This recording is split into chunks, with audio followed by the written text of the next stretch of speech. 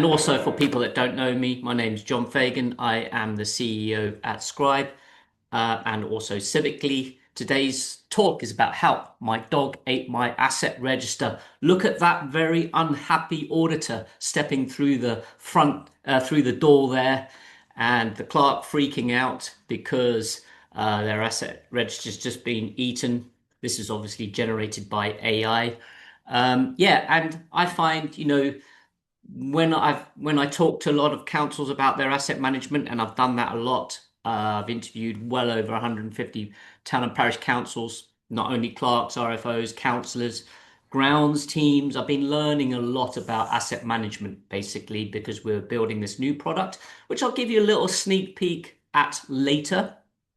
But yeah, it's not the most organized situation in terms of the record keeping and the kind of the ongoing processes to manage the assets. Yes, I've also talked to us. I'm always talking, I'm always trying to learn as much as I can. And this is what I'm going to share with you today. So I talk to insurance companies such as James Hallam, and also when I'm out and about events, I'll talk to kind of playground manufacturers, anything like that, to understand their own sort of challenges related to asset managers, assets they provide to town and parish councils. I have seen a lot of asset registers, tons and tons and tons of asset registers, and they come in all shapes and sizes. There's absolute no standardization at all. When I first started designing Civically, the asset manager platform, I thought there might be some kind of standardization, particularly around naming things and all that kind of stuff, and there isn't. There's no standardization, so I kind of had to design a system myself. So, 95% of councils from my interviews rely on spreadsheets and paper for managing their estate. So there will be a spreadsheet normally. That's for the purpose of AGAR and insurance, or they'll have a asset register in a financial accounts package such as Realtus, Scribe, EasyPC, Edge. Then pretty much all councils run all their actual work related to their assets. So all the inspections and all the maintenance, the proactive maintenance are you doing on paper. Actually, also just memory is a big one. So you'll have a long-standing staff member, been working for the council, maybe a grounds team member, been working at the council for many, many years, 20, 25 years, and they just kind of know what to do. And yeah, it'll be personal diaries, notebooks, little notes everywhere, or kind of if there's issues, there'll be an email or WhatsApp message, a photo of something. There can be whiteboards in depots. I've seen a lot of whiteboards in depots, and actually people draw little maps on the whiteboards in depots to point out where a resident's reported something. Yeah, post-it notes. So this is like a typical scene here. There might be an asset register, but it's for the AGAR and insurance purposes, not really fit for purpose for kind of inspections and maintenance. Some councils are a little bit more organized. So they will have online forms for their inspection logging. They'll have like a shared actions log. They might use a task management system like Microsoft To Do, and they might have a shared calendar of like the program of everything that needs to be done. Because it's a serious operation, some of the larger councils, but also small, like in terms of taking care of your estate, particularly if you're relying on memory of people. It can be a challenge if that person's on holiday. So that's the kind of situation. Hopefully that resonates with you, and you go, yes, that's pretty much our setup.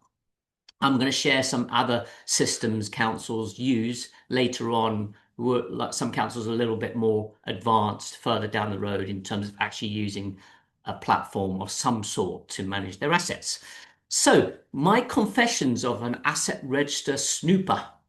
So I'm going to share my kind of things I spot. So you've got like the minimalist approach. So you'll see, sometimes it's just literally on paper, but very basic entries with the name of the asset and the purchase value, if known. That's basically it. This is very common in lots of councils. I call them the lumpers, where they just lump assets together. So you will have a single line item in there, 140 street lights, or a whole playground, so like 140 street lights. I've seen that. So they don't really know exactly where they are. Someone will do, a councillor or someone might know where they are, but they're all lumped together, don't know where they are. And also, they don't know those street lights might have been installed over many years so some are older, some are newer, so they don't know the condition of them, and particular, like the bulbs and all that kind of stuff. So it's all lumped together because it's for AGAR, asset register. And then again, where is it again? Inconsistent naming across. I see spreadsheets, multiple sheets in spreadsheets. Sometimes it's like a single record and it's like categorized. Sometimes councils actually use a different sheet for each category. So you'll see play equipment, benches, bins, and then sometimes it'll be like a mixture of both. It'll be areas, like Memorial Park, um, and they'll have all the assets within that. But then it'll be duplication. There might be like some benches in the Memorial Park, but then also it's mentioned somewhere else. And then there's obviously that's the digital trying to find where it is again. Then there's also the physically, where is it? So it is that kind of where is it again? You need to find something. Is it in a paper? Is it in this spreadsheet? Is it in this accounts package, etc. Then the hand-me-down headaches.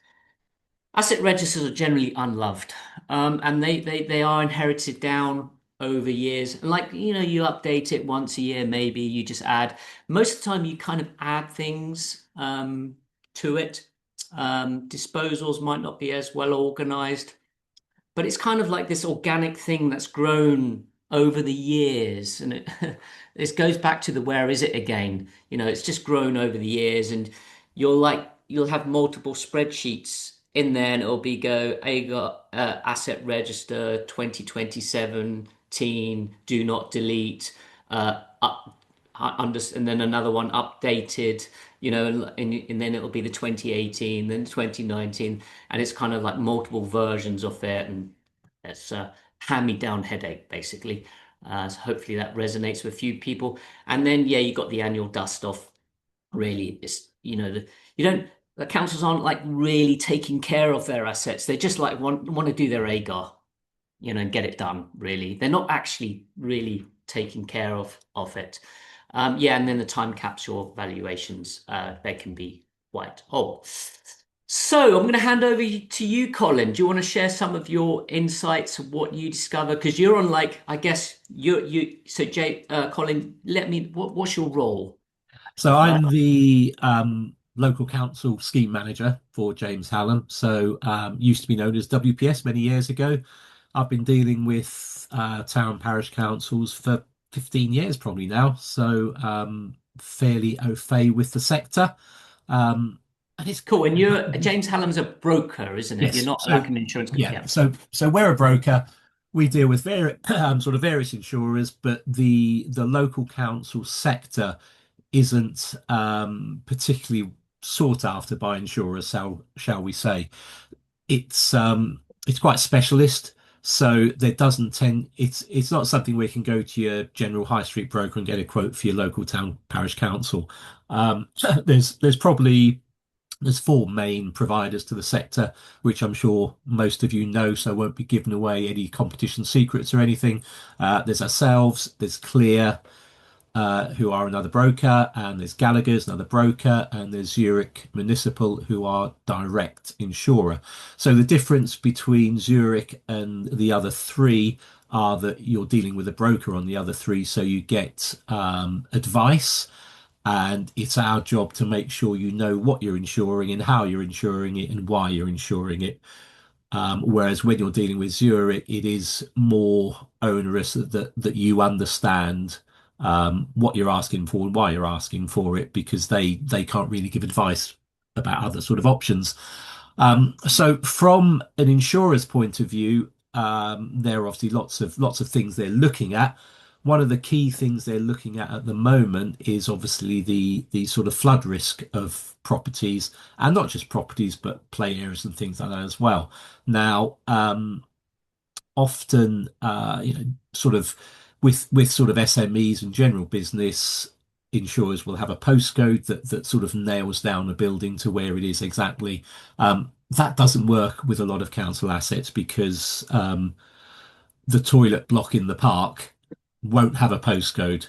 And then it's a case of trying to pinpoint exactly where it is. So that's sort of one of the issues because insurers are quite concerned about flood risks, and it is an increasing risk, as I'm sure you all know. So you've got that side of it. The accuracy of your sums insured is the key one from my point of view. An asset register for AGAR purposes and council purposes, if you get gifted a £6 million building 10 years ago at £1, it stays on the asset register as at £1. It never changes. Now, property rebuild costs have increased quite a bit post-COVID. It started to level out a bit now, but with Mr. Trump and his tariffs, you never know what's around the corner with sort of raw material costs and things like that. So buildings, property, you probably want to be getting them done every 3 years as a minimum at the moment. There are some online solutions for the majority of buildings. They can't go too big and too listed, as they say, but most buildings they can do online for not much money, £150 a property. You can get a decent online valuation. Because in the event of a claim, and obviously no one hopes they have a claim, but in the event of a claim, that's where that comes into force. I've seen some properties which have, been sort of underinsured by some substantial amounts, and you don't get up to the figure you've insured for, you get the percentage. So if you've insured, say, a property for £1 million and it should be a 2 million rebuild figure, then that £10,000 storm claim you have, you're only going to get 5,000 back, which obviously is a big hit to your income and budget. So it's important, those types of things. Other key things that need looking at on a regular basis when it comes to accuracy, regalia, silverware, things like that. Obviously, the price of silver and gold have skyrocketed the last couple of years, so you want to make sure you've got some sort of up-to-date valuations on those. Um, a current one, which is potentially something that needs looking at, is playground equipment. As I say, Mr. Trump and his tariffs, the steel tariffs, 25%. The cost of replacing play equipment has gone up quite a bit over the last year or so. So you probably want to be looking at, again, having a think about how much you're insuring your play areas for. If you've had one done recently, you've probably got a good sort of sight of saying, well, okay, that one's got 6 pieces, we paid X for it. That one's got 3, we perhaps need to increase it, look at it. Regalia, I think I saw John mentioning somewhere. Yes, there you go, down the bottom of the slide. One of my councils, I'd been nagging them to get their mayoral chain valued for several years.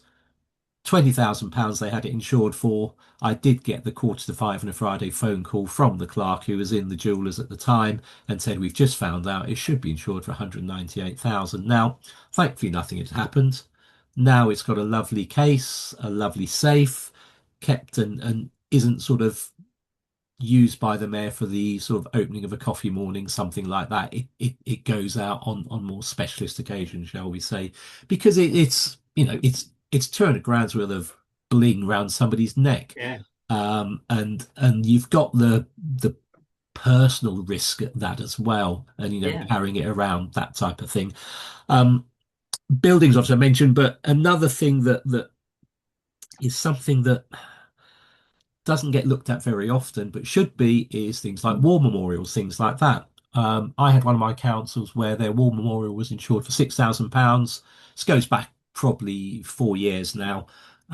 Following a similar talk at a local branch meeting, they decided that 6,000 probably looked a bit low and increased it to 50,000, whilst they went to speak to a stonemason to get it valued professionally. Turned out that that big stone cross on the corner of a road, potential risk of being of sort of impact damage quite high. Rebuild cost of 125,000. So you can appreciate, 6,000 to 125,000 is some increase.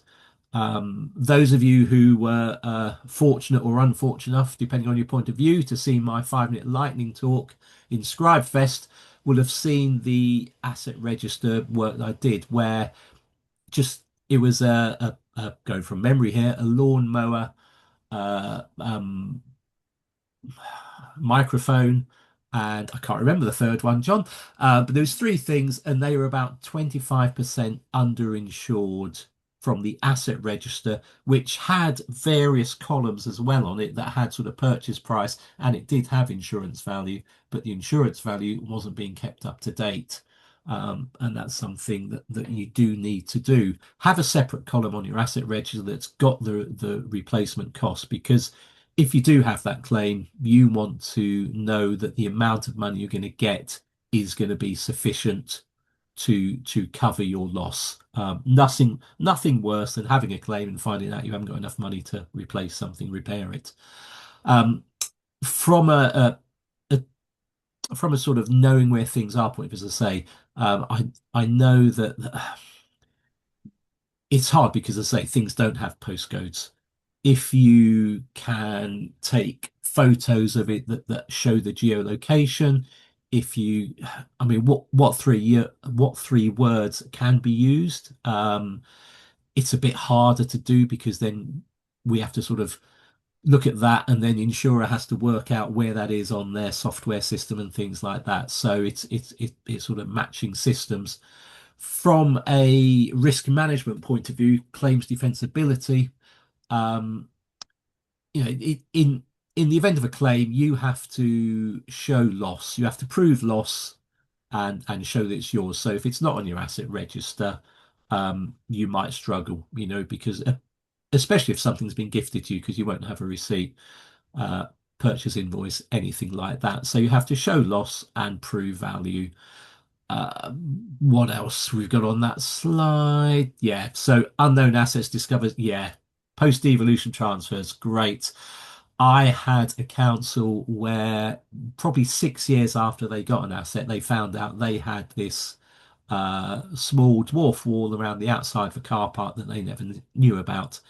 It had been hit by something. There was sort of bits lying everywhere. Somebody fell over one of the broken bits, and there was a substantial personal injury claim came in. Insurers covered it, but the fact was that there was no maintenance record, so it's a big claim against that council, which will increase their costs moving forward.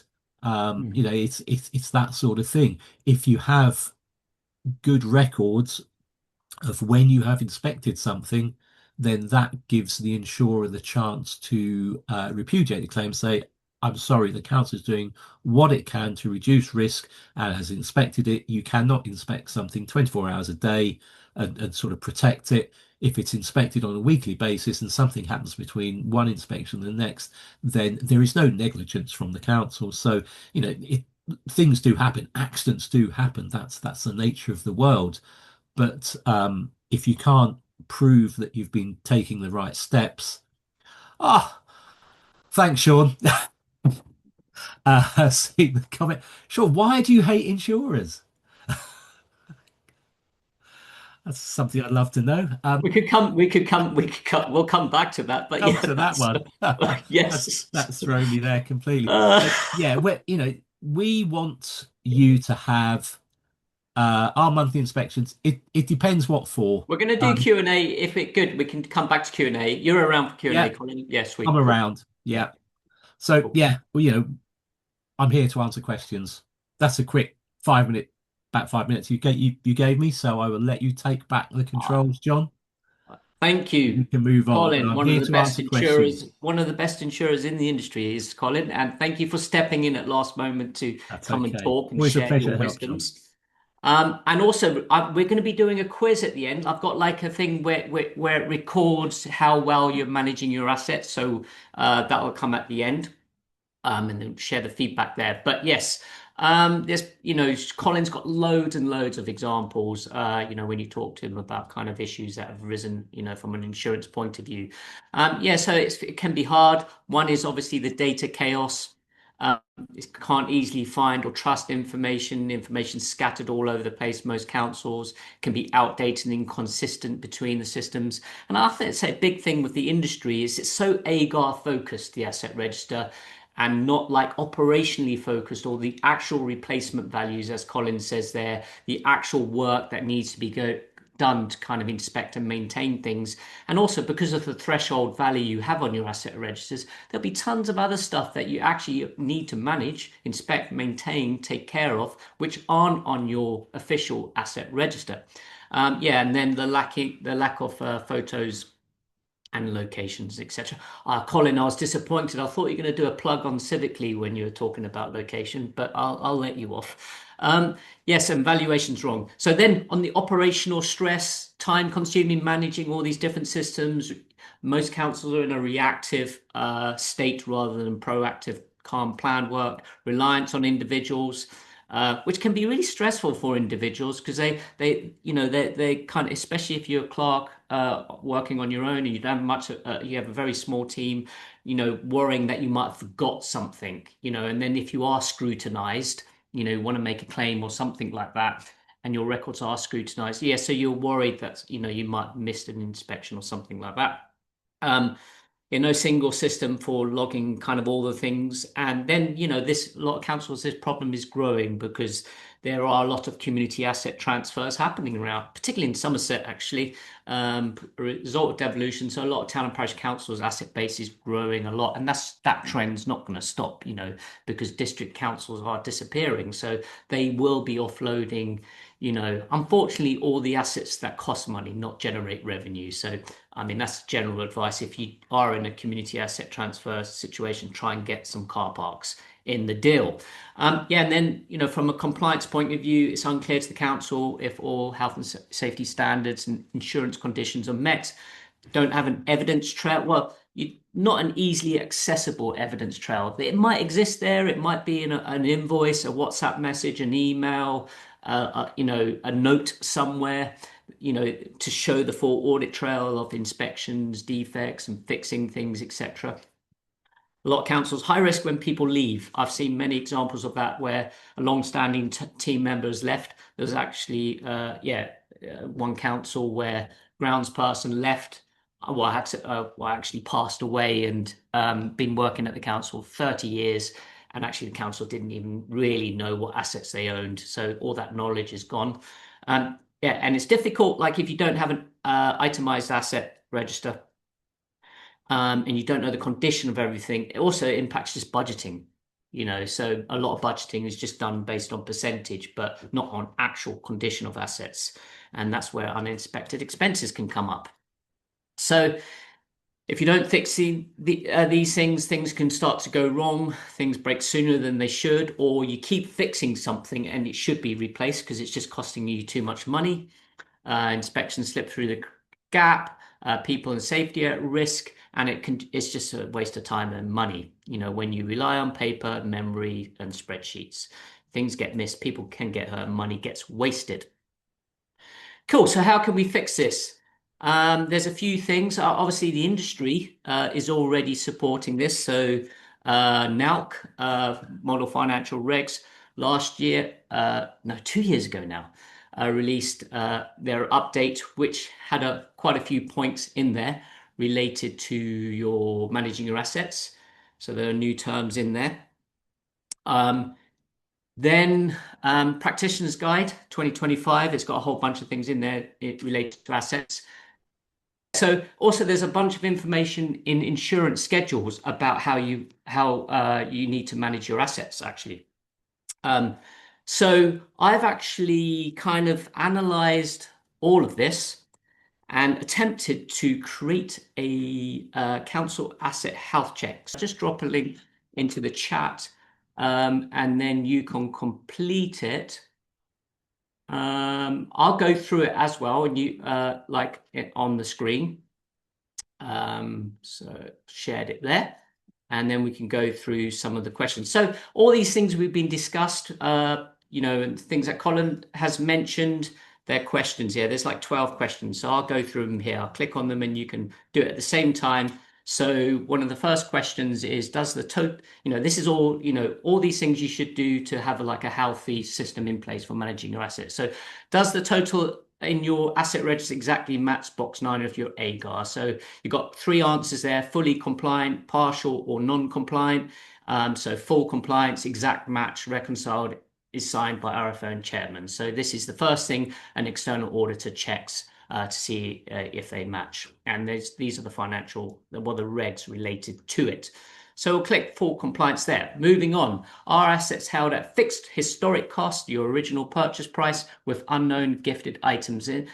The reason why this is in place, because it doesn't match normal commercial companies, is local councils are not commercial businesses. They don't revalue their assets to increase them to look richer. Keeping costs fixed ensures that the council are consistent year on year, and it prevents fraud, basically, because you can't hide behind fluctuating prices. So you can tick that. Make sure you're filling it out yourself. See where you score as we go along.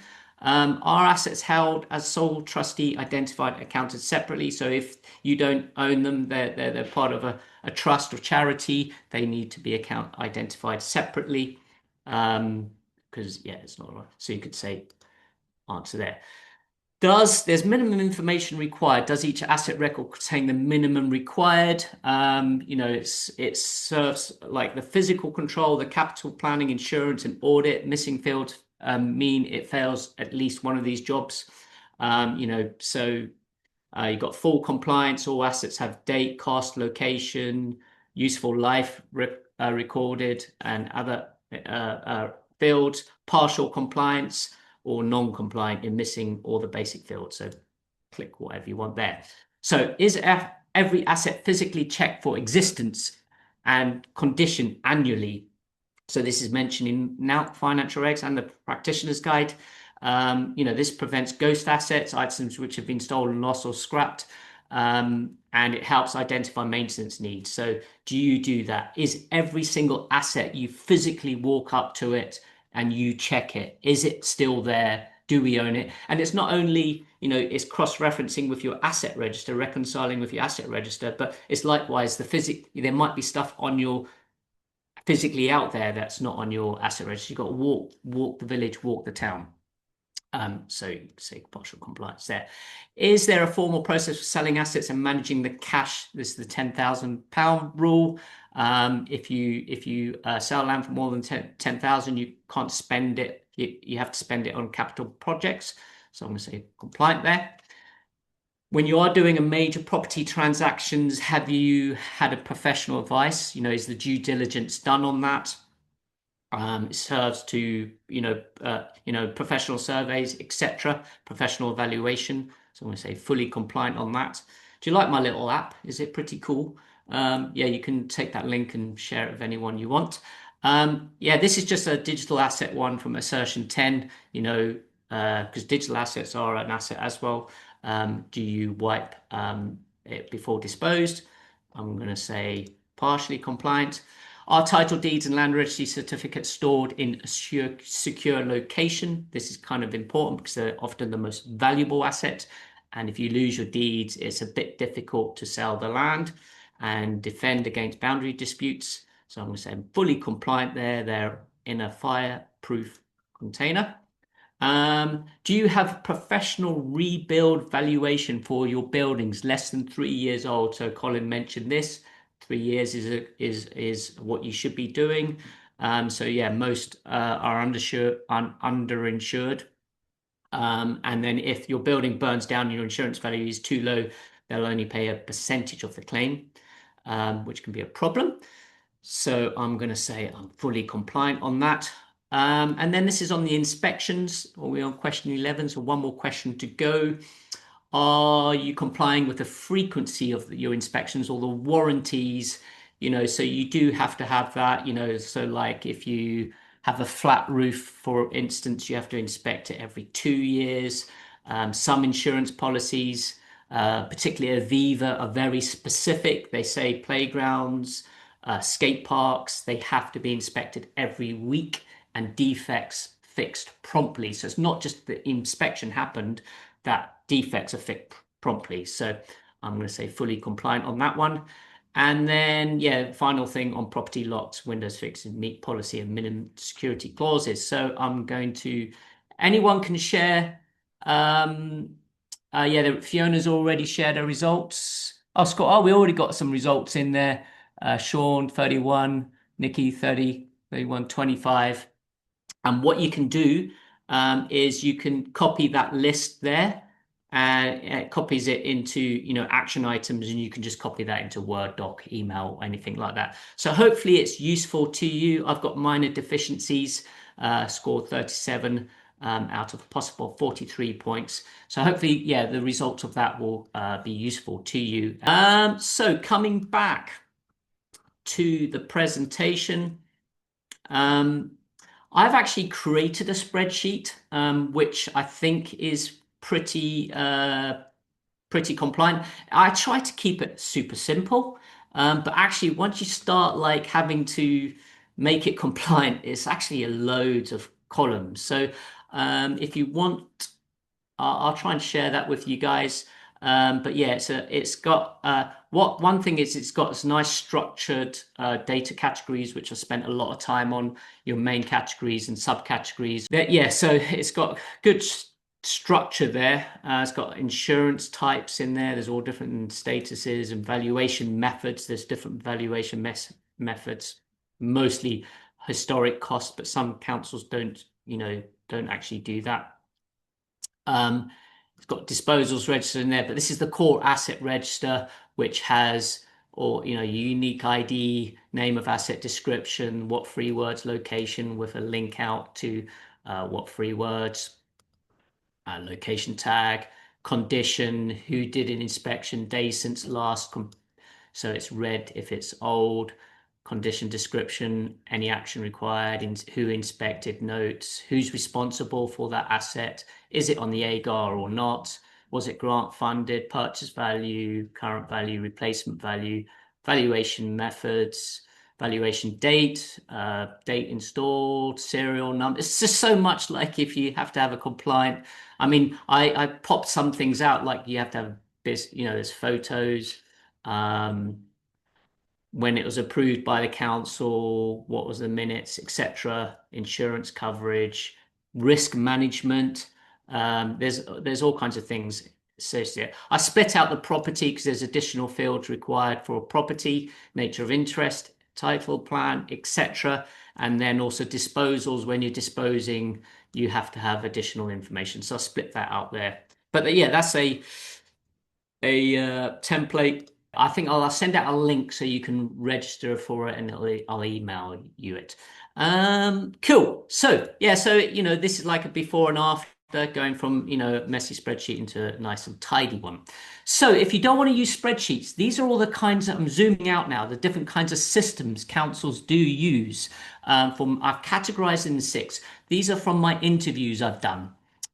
So most councils are in the manual methods area, spreadsheets, paper, which we're familiar with.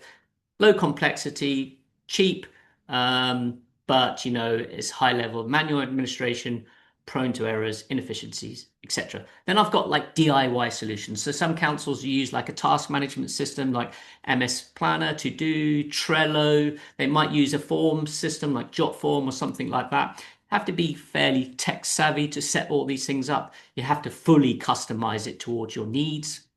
It's not built for assets, obviously. Then some councils use basic asset loggers, like Everything I Own. Like that's more domestic use. They're not really asset management. It's more of an asset logger. So then some councils use like facilities management systems. So Maintain X, Safety Culture. They're very good for buildings. Inspections, task management, defects, work orders. They're not very good for assets that like physical areas and mapping and all that kind of stuff. They're not great for that. You obviously have to set it all up, which is a lot of work. No councils use enterprise solutions, I just put that on there so people are aware. There's these great big asset management systems for managing highways, social housing, and all that kind of stuff. And they're more the county councils, unitary authorities. Then you've got sector specific. This particularly statement here is more tuned towards civically. But there are other providers in our sector. Many of you have been familiar with Parish Online. There's like Otis, PSS Live, Abavus, Pair Mapping, and Cloudy IT. There's a few providers in there. But Civically, I'll just give you. I'm going to show you a short video of Civically, kind of sort of in action of me doing using the product, doing some inspections, etc. But yeah, it's purpose built for town and parish councils, mobile app, web application, kind of everything related to assets, inspections, defects, maintenance, scheduling your work. Um, it kind of all works out the box. All you do is upload photos and away you go. I might be able to show a video of that part. Let's just see. I'm just going to find a video for a second.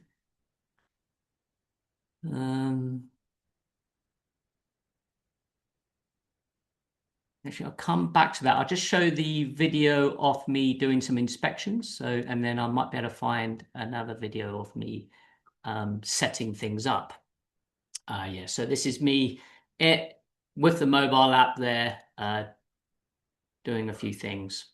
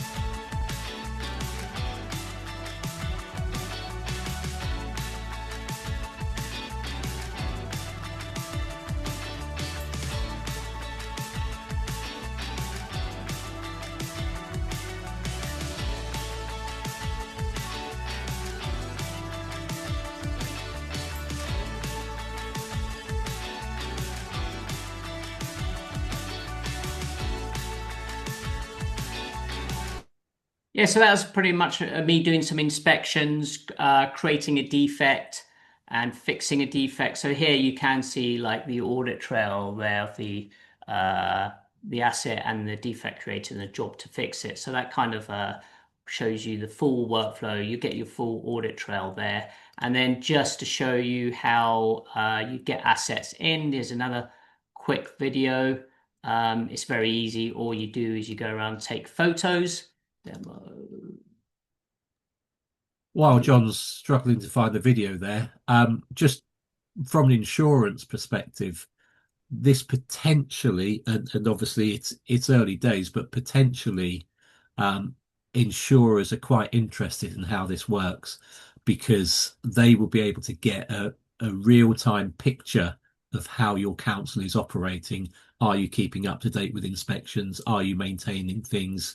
You know, it can give you a perfect picture of your council at any given point. So from an insurance point of view, there's a long way to go yet, but potentially it could be a really good thing that they're quite interested in. Yeah, we're going to be doing some more chats, me and Colin, talking to insurance companies. It's almost like a system where, like insurance companies where they have driver monitoring in a car, driver stuff. I mean, this is like, yeah, it'd be if you're doing all your things, taking care of it, your health of your assets. I'll show you something else about, yeah, but this is starting from a blank map. And then all you do is you just go around, take photos of your assets. It's very easy to build your map. So there's me adding some photos, uploading them. And when they're uploaded, AI analyzes them and works out that's a white flatbed truck, works out what they are, and it just maps them all out. So that's starting from that blank map. Everything's mapped out, and it's also categorized and everything. The AI just analyzes the image. So it's pretty straightforward to get going. You just walk around, and you've got to walk around anyway, to verify your assets. But anyway, so that's a wrap. Hopefully you enjoyed your talk. We're open to take questions.